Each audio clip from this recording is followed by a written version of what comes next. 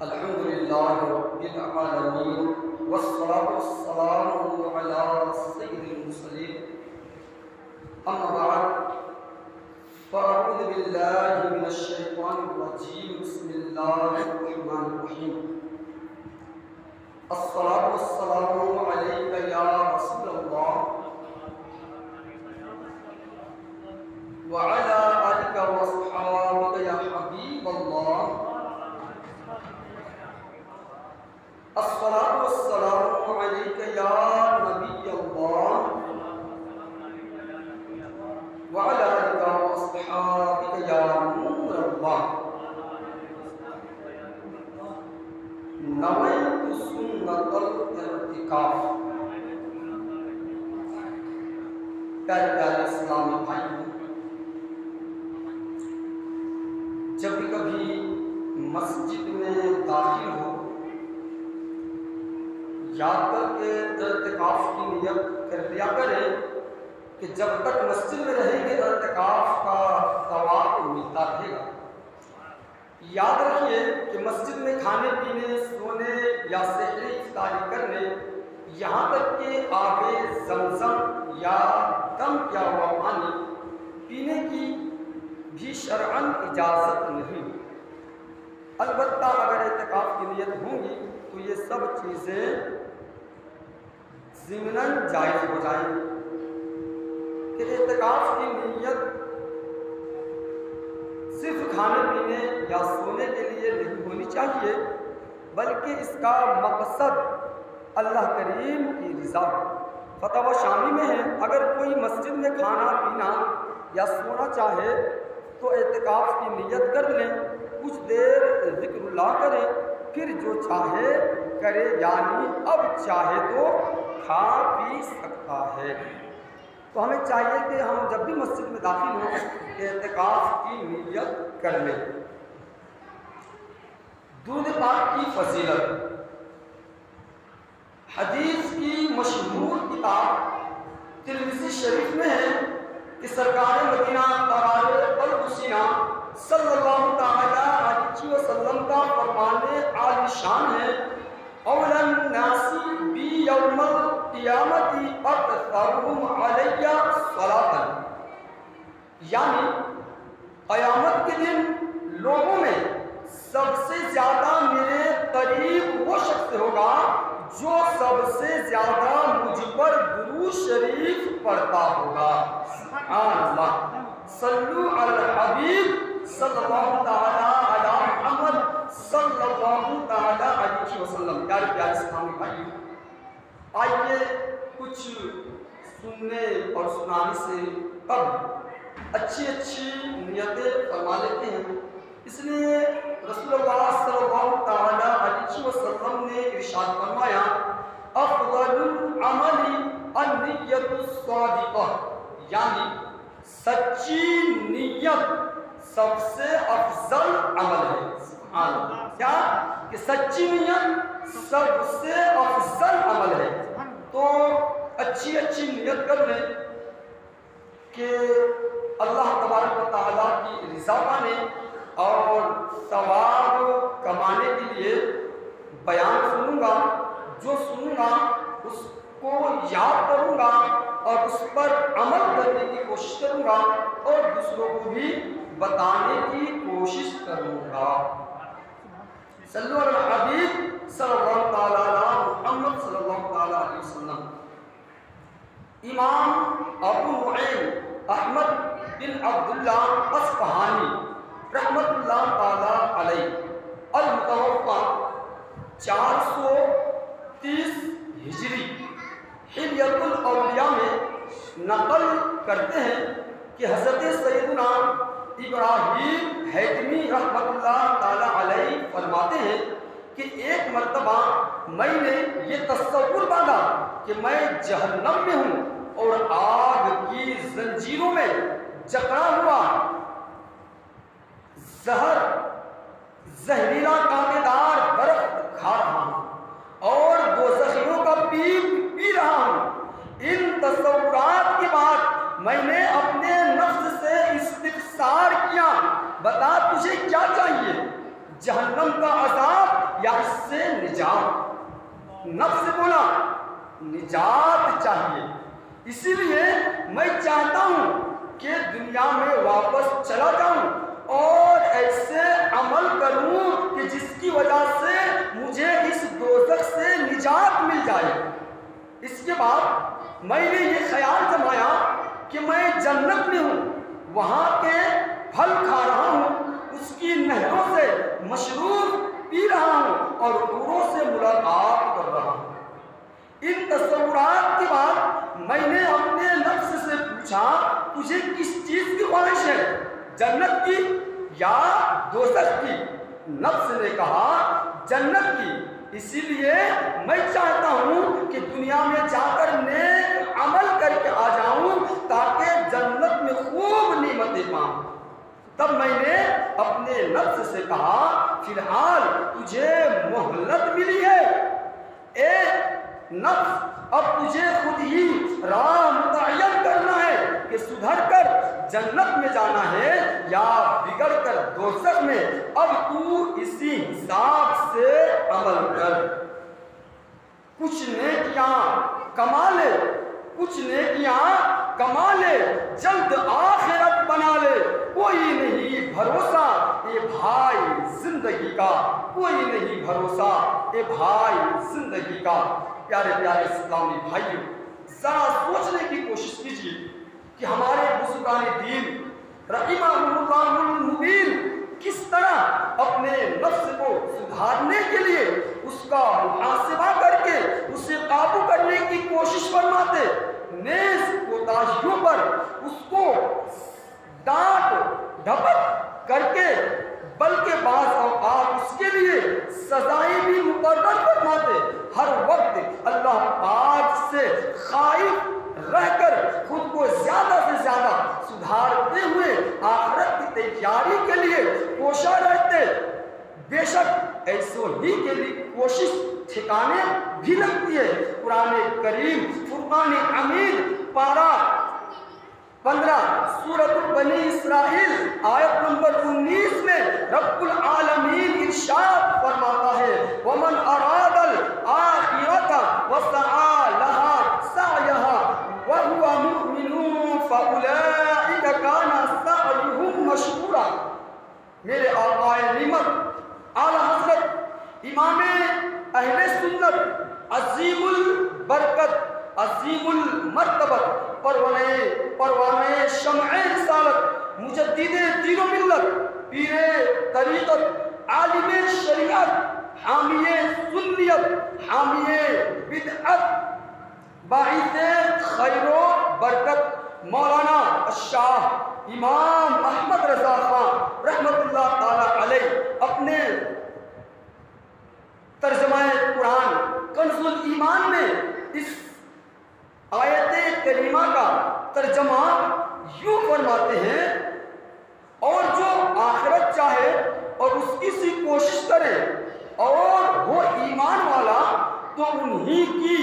کوششیں ٹھکانے لگی۔ پیارے اسلامی بھائیوں، آج ہماری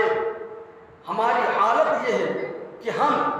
اپنی دنیاوی کل یعنی مستقبل کو سدھارنے کے لیے تو بہت غور و فکر کرتے ہیں،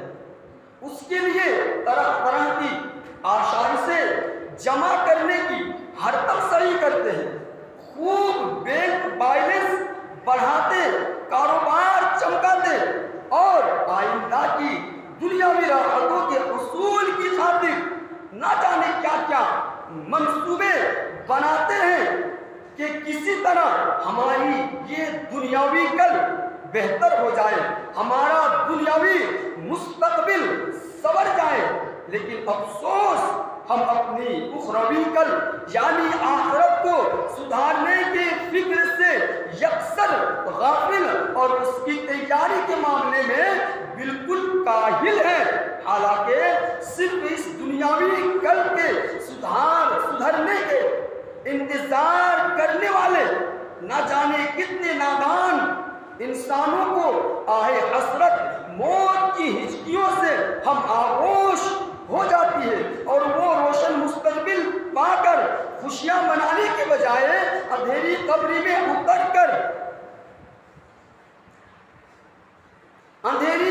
میں اتر کر افسوس میں پڑ جاتے ہیں۔ فقط دنیاوی زندگی سدھارنے کے تکبرات میں مستغرق ہو کر اسی کے لیے مصروف تن و دور رہنا، اپنی آخرت کی بھلائی کے لیے فکر و عمل سے غفلت رہ کر سابقہ اعمال پر اپنا احتساب کرتے ہوئے آئندہ گناہوں سے بچنے اور نیکیاں کرنے کا عزم نہ کرنا سراسر نقصان و خسران ہے۔ اور سمجھداری وہی ہے جس نے حساب آخرت کو پیش نظر رکھتے ہوئے خود کو سدھارنے کے لیے اپنے نفس کا سختی سے محاسبہ کیا، گناہوں پر افسوس اور ان کے برے انجام کا خوف محسوس کیا، جیسا کہ ہمارے اسلاف کا طرز عمل رہا ہے۔ چنانچہ حجت الاسلام حضرت سیدنا محمد بن محمد غزالی رحمۃ اللہ تعالی علیہ نقل فرماتے ہیں کہ حضرت سیدنا ابن السیمہ رحمۃ اللہ تعالی علیہ نے ایک بار اپنا محاسبہ کرتے ہوئے اپنی عمر شمار کی تو وہ تقریباً 60 برس بنی۔ ان 60 برسوں کو 12 سے ضرب دینے پر 720 مہینے بنے۔ 720 کو مزید 30 سے مضروب یعنی ملٹیپلائی کیا تو حاصل ضرب 21,600 آیا۔ وہ بزرگ رحمۃ اللہ تعالیٰ علیہ کیسے محاسبہ کیا اپنی زندگی کا، اللہ اکبر، کہ اپنی پوری زندگی کا حساب لگایا کہ 60 سال میں نے زندگی جیا، اس میں اتنے مہینے ہوئے کہ 720 مہینے بنے، اور 720 مہینے میں وہ دن نے اس کو جو ہے انہوں نے کنورٹ کیا تو وہ 21,600 دن آیا، جو آپ رحمت اللہ تعالی علیہ کی مبارک عمر کے ایام تھے۔ پھر آپ نے اپنے آپ سے مخاطب ہو کر فرمانے لگے کہ اگر مجھ سے روزانہ ایک گناہ بھی سرزد ہوا تو اب تک 21,600 گناہ ہو چکے۔ اللہ، کیسے سوچ، کیسے خوف آخرت، کیسے حساب و کتاب کا خوف، کیسے اللہ تبارک و تعالیٰ کا خوف ان کے دل میں تھا۔ وہ کہنے لگے اگر روزانہ ایک گناہ بھی سرزد ہوئے تو اب تک 21,600 گناہ ہو چکے، جبکہ اس مدت میں ایسے ایام بھی شامل ہوں گے جن میں یومیہ 1,000 تک بھی گناہ ہوئے ہوں گے۔ یہ کہنا تھا کہ خوف خدا عز و جل سے لرزنے لگے، پھر یکایک ایک چیخ ان کے منہ سے نکل کر فضا کی پہنائیوں میں گم ہو گئی، اور آپ رحمت اللہ تعالی علیہ زمین پر تشریف لے آئے۔ دیکھا گیا تو قبض عنصری سے روح پرواز کر چکا تھا۔ اللہ، پیارے اسلامی بھائیوں، غور فرمائیے کہ ہمارے بزرگان دین رحمہم اللہ المبین کا انداز فکر آخرت کا کس قدر اعلیٰ تھا، اور وہ کس طرح اپنے نفس کو سدھارنے کے لیے اپنا محاسبہ فرمایا کرتے، اور ہر دم نیکیوں میں مصروف رہنے کے باوجود خود کو گناہگار تصور کرتے اور ہمیشہ اللہ پاک سے ڈرتے رہتے، یہاں تک کہ فرط خوف سے بازو کے روحیں پرواز کر جاتی۔ مگر افسوس ہمارے حالات یہ ہیں کہ شب و روز گناہوں کے سمندر میں غرق رہنے کے باوجود احساس ندامت ہے، نہ خوف عاقبت ہے۔ ہمارے اسلاف رحمت اللہ تعالی علیہ مجمعین شب بیداریاں کرتے، کثرت سے روزے رکھتے، کثیر اعمال کم ترین خیال کرتے ہوئے خوف خدا عز و جل سے گریہ وزاری کرتے رہتے. اللہ اللہ. ان کی تو یہ شان ہوتی ہے کہ وہ مستجاب الدعوات ہوتے ہیں. وہ مستحبات کو بھی ترک نہیں کرتے. مستحبات کے ترک کو بھی اپنے لیے سیئات یعنی برائیوں میں سے جانتے. نفل عبادات میں کمی کو بھی جرم تصور کرتے اور بچپن کی خطا کو بھی گناہ شمار کرتے، حالانکہ نابالغی کے گناہ محسوب یعنی شمار نہیں کیے جاتے. پیارے پیارے اسلام بھائی، واقعی کہ ہم نے وہ حکایت سنی کہ حضرت سمہ، حضرت سیدنا ابن سمہ رحمت اللہ تعالیٰ نے کس طرح اپنا محاسبہ فرمایا کرتے تھے، کس طرح محاسبہ فرمایا کہ اور کیا ان کو خوف خدا تھا. یہ نفوس قدسیہ ان کی زندگی کے ہر لمحات، زندگی کے ہر وقت انہوں نے اللہ تبارک و تعالیٰ کی اطاعت میں، رب تبارک و تعالیٰ کی فرما برداری میں، رب تبارک و تعالیٰ کی عبادت میں کثرت روزوں سے اللہ تبارک و تعالیٰ کی بارگاہ میں سجدہ ریز ہو کر زندگی کو گزارا. پھر بھی خوف خدا کا عالم یہ ہے کہ اپنے محاسبہ اس طریقے سے کیا کہ خوف خدا سے روح پرواز کر گئی اور اپنے گناہوں کو یاد فرماتے تھے، اپنے گناہوں کو یاد کیا کرتے تھے، بچپن کے گناہوں کو بھی یاد کیا کرتے تھے اور اس پر ندامت کرتے تھے، اس پر توبہ کرتے تھے اور اس پر رب تبارک و تعالیٰ کی بارگاہ میں گریہ وزاری کیا کرتے تھے. ایک مرتبہ حضرت سیدنا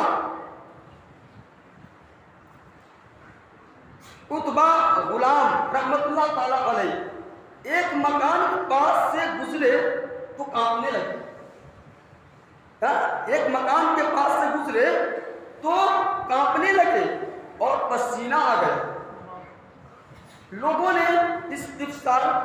کیا، پوچھا کہ کیا وجہ ہے، حضور والا کانپ رہے ہیں، پسینہ آ رہا ہے. پوچھا تو پوچھنے پر بتایا، انہوں نے فرمایا کہ یہ وہ جگہ ہے جہاں میں نے چھوٹی عمر میں گناہ کیا تھا. اللہ، پیارے اسلام میں ذرا غور فرمائیں کہ یہ بزرگ رحمت اللہ تعالیٰ علیہ چھوٹی عمر کے گناہ کو یاد کر کے کانپتے ہیں، پسینہ پسینہ ہو جاتا. لیکن آج ہمارا کیا حال ہے؟ اور سنیں، منقول ہے کہ حضرت سیدنا حسن بصری رحمت اللہ تعالیٰ علیہ سے بچپن میں ایک گناہ سرزد ہو گئے. آپ رحمت اللہ تعالیٰ علیہ جب بھی کوئی نیا لباس سلواتے تو اس کے گریبان پر وہ گناہ درج کر دیتے یعنی لکھوا دیتے اور اکثر اس کو دیکھ کر اس قدر گریہ وزاری کرتے کہ آپ رحمت اللہ تعالیٰ علیہ پر غشی طاری ہو جاتی. اللہ، پیارے اسلامی بھائی، واقعی دیکھا آپ نے کہ ہمارے بزرگان دین رحمہ اللہ المبین اپنی کم سنی کے گناہ بھی یاد رکھتے اور اس پر اللہ عز و جل سے کس قدر خوف محسوس کرتے. اور ایک ہم بد نصیبوں کی یہ حالت ہے کہ بالغ ہونے کے باوجود قصداً یعنی جان بوجھ کر کیے ہوئے گناہ بھی بھول جاتے اور ہم احساس بھی نہیں کرتے، گناہ کر کے بھول جاتے اور توبہ کی طرف رجوع تک نہیں کرتے. عقل مند وہی ہے پیارے اسلامی بھائیوں، وہی ہے جو نیکیوں کے حصول کی سعادت پا کر انہیں بھول جائیں اور گناہ صادر ہو جائیں تو انہیں یاد رکھیں. یہ عقل مندی ہے کہ نیکی ہم نے کی ہم نے صدقہ اور خیرات کیا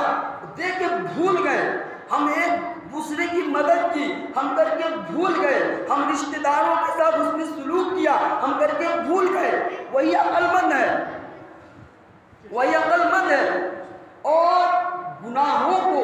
جو ہم سے گناہ سرزد ہو گئی اس کو یاد کرے، اس کو یاد کر کر بار بار توبہ استغفار کرے، اس کو یاد کر کے اللہ تبارک و تعالیٰ کے خوف سے اپنے آپ کو شرمندگی میں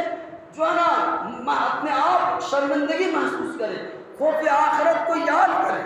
وہی عقل مندی ہے۔ اپنا محاسبہ کرے، بلکہ نیک اعمال میں کمی پر بھی خود کو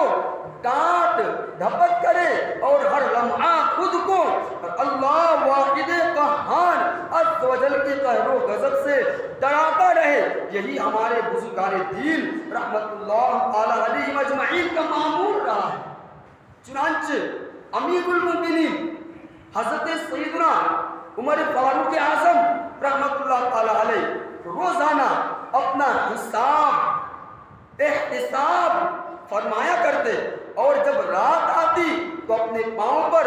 درہ مار کر فرماتے، بتا آج تو نے کیا کیا کیا ہے، اللہ بتا آج تو نے کیا کیا کیا ہے۔ حضرت فاروق اعظم رضی اللہ تبارک و تعالی یہ صحابی رسول ہے، یہ اشرع مبشرہ میں سے ہیں،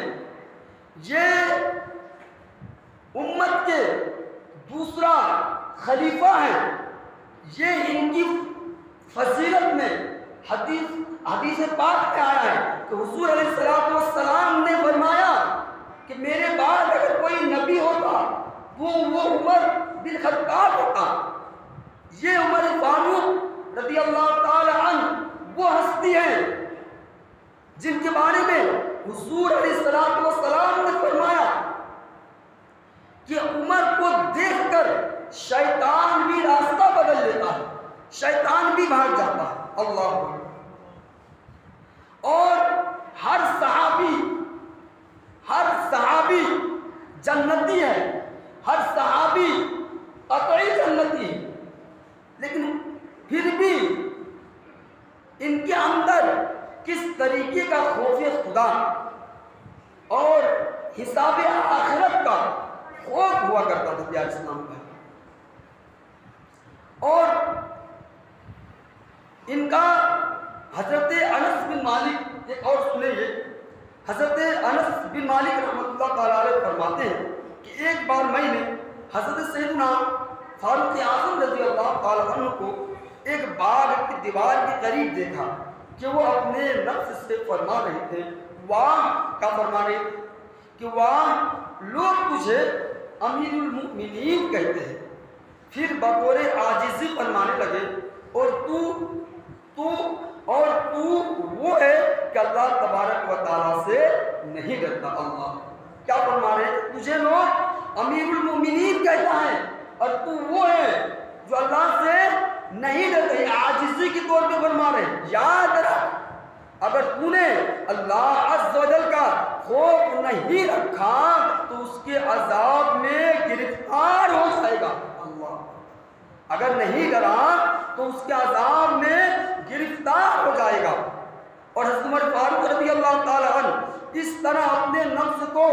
ملامت کرنا اور اللہ رب العزت کا خوف دلا کر اس کا محاسبہ کرنا ہماری تعلیم کے لیے بھی تھا۔ چنانچہ وہ جو یہ عمل کرتے تھے، وہ جو اپنے نفس کے ساتھ محاسبہ کرتے تھے، یہ ہمارے تعلیم کے لیے بھی تھا۔ چنانچہ ایک موقع پر سیدنا عمر فاروق رضی اللہ تعالیٰ عنہ نے ارشاد فرمایا، یہ لوگوں اپنے اعمال کا اس سے پہلے محاسبہ کر لو کہ قیامت آ جائے اور ان کا حساب لیا جائے تو پیارے اسلامی بھائیوں، اپنے سابقہ اعمال کا حساب کرنا یہ محاسبہ کہلاتا ہے۔ ہمیں چاہیے کہ ہم روزانہ کے اپنے پوری زندگی کے اعمال کا حساب محاسبہ کرے، غور و فکر کرے کہ ہم کیا کر رہے ہیں اپنی زندگی میں، ہمارے اندر کیا کیا عیب ہے، ہمارے اندر کیا کیا گناہ ہے، ہم کیا کیا نافرمانیاں رب تبارک و تعالیٰ کی کر رہے ہیں، ہمیں کیا کیا کرنا چاہیے اور ہم کیا کر رہے ہیں۔ کیا ہمیں رب تبارک و تعالیٰ نے نماز پڑھنے کا حکم دیا، کیا ہم اس کو ادا کر رہے ہیں؟ کیا جماعت ہم پر واجب ہے؟ کیا ہم جماعت کے ساتھ نماز ادا کر رہے ہیں؟ ہم محاسبہ کریں، ہم غور و فکر کریں، ہم سوچیں کہ ہمیں جھوٹ سے بچنے کو کہا گیا ہے، کیا ہم جھوٹ سے بچ رہے ہیں؟ ہم سوچیں، ہم غور و فکر کریں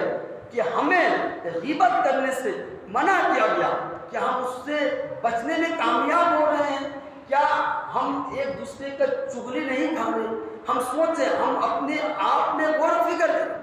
تب جا کے ہماری زندگی کامیاب ہوگی۔ اور ہم سوچیں کہ ہم رمضان المبارک کے پورے روزے رکھ رہے ہیں، ہم غور و فکر کریں کہ ہم رسول اللہ صلی اللہ علیہ وسلم کی سنت داڑھی مبارک اپنے چہرے میں سجائے ہوئے ہیں، ہم غور و فکر کریں کہ کیا ہمیں قرآن جیسی عظیم کتاب ملی، اس کو پڑھنے کی ترغیب دی گئی، اس کے پڑھنے کی بے شمار فضائل بیان کیا گیا، کیا ہم اس کتاب کو پڑھ رہے ہیں؟ سوچیں کہ وہ کتاب ہمیں پڑھنے بھی آتا ہے، سوچیں کہ اس میں ہمارے لیے احکام نازل کیے گئے، کیا ہم اس احکام کو جانتے ہیں؟ کیا اس کے احکام کا علم ہمیں ہے؟ غور و فکر کریں، سوچیں کہ قرآن کے مطابق ہم عمل کر رہے ہیں یا نہیں کر رہے؟ سوچیں کہ فرمان مصطفیٰ صلی اللہ علیہ وسلم کے مطابق ہمارا عمل ہو رہا ہے یا نہیں ہو رہا؟ ہم غور و فکر کریں، ہم سوچیں کہ ہم شریعت مطہرہ کے نزدیک ہم اس کے احکام کے مطابق اپنی زندگی کو گزار رہے ہیں، کیا ہمارا کاروبار شریعت کے مطابق ہے، کیا ہمارے کاروبار میں سچائی ہے، کیا ہمارے کاروبار میں جھوٹ دغا فریبی نہیں ہے؟ سوچیں، اگر ہمیں علم ہے، ہم سب جان رہے ہیں کہ نماز پڑھنی چاہیے،